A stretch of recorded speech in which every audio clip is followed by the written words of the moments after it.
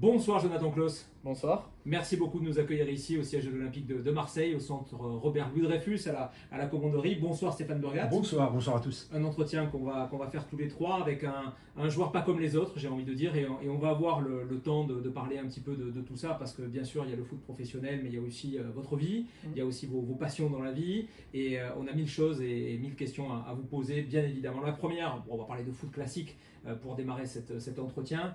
On est bientôt à la fin du championnat, il reste deux matchs. Ce qu'on sait pour sûr, c'est que l'OM sera sur le podium de Ligue 1 cette saison. Il y a quand même plus de chances que ce soit la troisième place qu'à la deuxième. On en parlait encore samedi dernier à Lille. Comment vous voyez les choses pour les deux derniers matchs? Alors comment on voit les choses? On voit les choses de la façon suivante, c'est que tant que tout n'est pas joué, on a encore notre mot à dire. Donc on va faire en sorte de prendre le maximum de points, donc sur les deux matchs 6 points, et puis espérer un faux pas qui nous ferait peut-être grimper d'une place, même si voilà, on sait que l'essentiel déjà, et c'est ce que je disais depuis toujours, c'est de regarder sur nous avant de regarder sur les autres. Donc voilà, on va aller jusqu'au bout des choses. On a tellement souffert, on a tellement travaillé cette année que à deux matchs de la fin, c'est impossible même pour nous de nous dire que oui, voilà, au pire, on finira troisième et puis c'est comme ça. Non, on a notre fierté, on a notre honneur et on veut malgré tout engranger un maximum de points. Bon, normalement, malgré tout, Silence fait le métier, ce sera la troisième place. Est-ce que vous considérez ça, pour tous ces mois que vous avez passé à batailler, j'allais dire, hein, sur tous les fronts, est-ce que vous considérez ça comme un échec ou pas? Alors, je mettrai pas le mot échec, je mettrai le mot frustrant plutôt, parce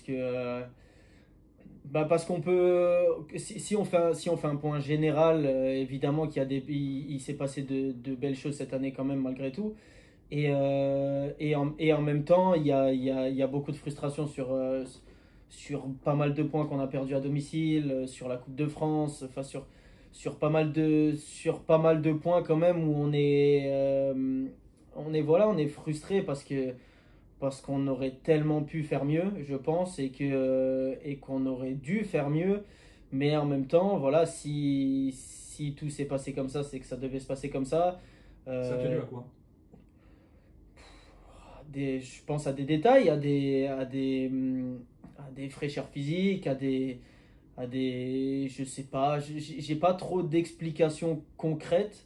Voilà, il y a des moments où on a gagné des matchs alors qu'on n'était peut-être pas la meilleure équipe sur le terrain. Et parfois, on a perdu des points alors qu'on était clairement la meilleure équipe sur le terrain. Mais voilà, c'est comme ça, c'est le foot. Et on sait ce qu'on a à travailler en tout cas pour justement ne plus regretter ces points en fin de saison suivante pour jouer le très très haut de tableau. Voilà. Stéphane Burgat. Et cette Coupe de France, elle a laissé des cicatrices encore, ou vous avez réussi peut-être déjà à passer à autre chose? Moi, je pense que alors ça, par contre, c'est un échec. C'est pas une frustration, c'est un échec. On le rappelle, hein, élimination en quart de finale Mhm. contre Annecy, équipe de Ligue 2 au tir au but. Mhm. Oui, oui, non, pour nous, ça, c'est un échec. Parce que ce soit voilà, qu'on joue une équipe de Ligue 1, que voilà, il y a de la frustration parce qu'on perd peut-être le match au penalty, et que voilà, dans un autre scénario, peut-être que ça aurait pu être de la frustration. Aujourd'hui, c'est un échec parce que face à Annecy, c'est pour moi une faute professionnelle. Et qui dit faute professionnelle dit qu'on est aussi des hommes et que les hommes, en tout cas comme nous dans le vestiaire, on a eu du mal à passer par-dessus parce qu'il y a une part d'incompréhension dans ce résultat-là. Il y avait quelque chose qui clochait et on a eu du mal justement à, je pense, passer au-dessus malgré tout, même si dans l'envie on y était, dans la détermination on y était, il y a quand même cette part psychologique ouais, qui est pas encore tout à fait remise de l'échec. Ouais, puis avec le parcours, tout le monde dit bah, c'était pour vous. Je sais pas si vous aussi vous commencez à vous le dire.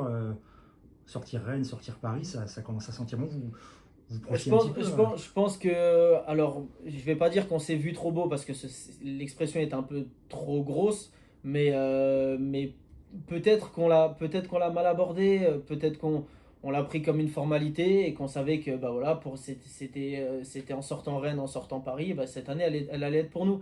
Et je pense qu'en fait, voilà, ce résultat face à Rennes, ce résultat face à Paris, c'est parce qu'on savait on avait gros à faire sur les matchs qui nous attendaient et qu'on a répondu correctement. Et que inconsciemment, peut-être qu'on s'est dit, peut-être qu'un peu moins suffira quand même à faire un résultat, et ça n'a pas été le cas. Et voilà, et pour eux la magie de la Coupe de France, pour nous c'est la tristesse de la Coupe de France aussi de se faire sortir comme ça alors qu'on n'a pas le droit. Jonathan Klaus, invité exceptionnel d'Europe 1 ce soir, merci encore. En Coupe de France, il y a eu ça, il y a eu un parcours en Ligue des Champions aussi, vous n'êtes pas passé très très loin finalement de la qualification, c'était cruel. Qu'est-ce qui vous a, c'est votre première saison à Marseille, hein, vous la bouclez là, qu'est-ce qui vous a le plus surpris si on doit faire le bilan de vos souvenirs de cette première saison ici? Ce qui m'a le plus surpris, je dirais l'engouement autour de l'Olympique de Marseille. C'est vraiment, ça va au-delà de juste Marseille. Vraiment, ça a une répercussion européenne. Enfin, il y a une pression qui est à la fois positive et négative, mais une pression malgré tout qui est bien au-delà de ce que je pensais affronter cette année. Mais voilà, l'engouement, les supporters, le vélodrome, et l'Olympique de Marseille dans tout ce que ça comporte, vraiment, ça a été vraiment une surprise parce que je m'étais préparé à quelque chose et que ce quelque chose a été décuplé en fait par le fait que je sois là. Mais je savais que j'allais avoir un gros défi à avoir et que ce défi-là, je savais qu'il fallait que je m'y confronte. Maintenant, il y a toujours des points d'interrogation et ces points d'interrogation, oui, c'est peut-être que j'avais un peu, alors pas minimisé, mais peut-être que je m'étais dit, bon, bah c'est bon, je suis prêt. Et puis il y a quand même parfois des petites choses auxquelles on se dit, ah ouais, ça je ne pensais pas. Et au final, voilà, c'est des bonnes surprises, mais des surprises quand même. C'est vous concernant, encore une fois, première saison à Marseille, vous étiez à Lens avant pour les auditeurs qui n'ont pas suivi totalement votre parcours.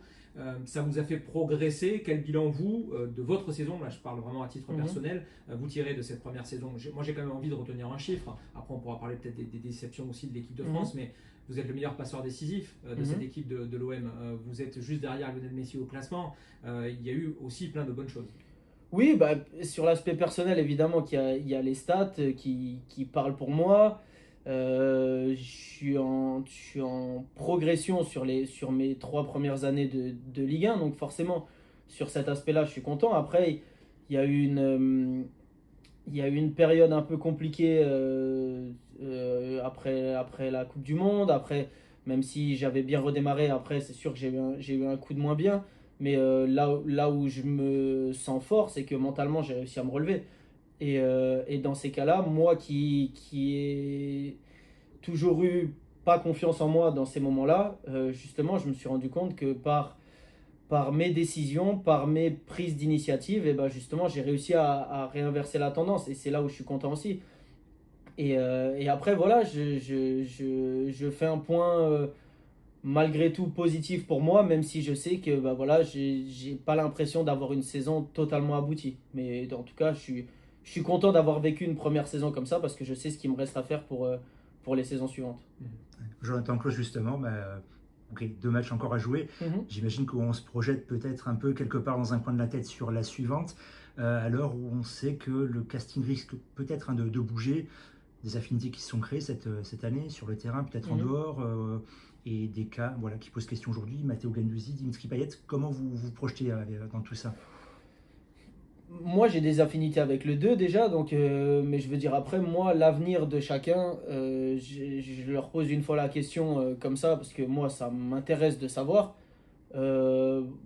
Aujourd'hui, j'ai pas de réponse. Enfin, je veux dire, moi, honnêtement, ça me ferait chier s'ils partaient, parce que c'est 2 personnes que j'apprécie énormément, et que ce soit sûr et en dehors du terrain. Donc voilà, après, s'ils doivent partir ailleurs, ce sera malheureusement pour nous. S'ils doivent rester, tant mieux pour nous. Mais après ça, c'est dur à anticiper parce que la saison n'est pas finie et parce que le mercato va ouvrir et que l'été est long. Enfin, on connaît tout ce genre d'histoire. Donc moi, j'ai pas d'infos. J'aimerais en avoir d'entrée, au moins encore une fois, je peux me projeter, mais j'en ai pas. Et vous-même, on vous retrouve cet été sous le maillot de l'Olympique Oui, de oui, Marseille? oui, non, mais moi, c'est. Enfin, je veux dire, j'en ai discuté avec tout le monde. Pour moi, il n'y a pas de raison que je parte. Donc, et puis, j'ai pas envie de partir. Donc, à moins de quelque chose d'extraordinaire. Le fameux tout va vite dans le football. Voilà, exactement, exactement. Mais non, je serai là cet été. D'accord. Sachant qu'il y a encore évidemment de belles choses à aller chercher, des trophées, ce ne sera pas le cas cette saison, mais c'est peut-être aussi dans un coin de votre tête d'aller chercher un trophée avec l'Olympique de Marseille, j'imagine. C'est ça. Oui, bah, bien sûr, bien sûr.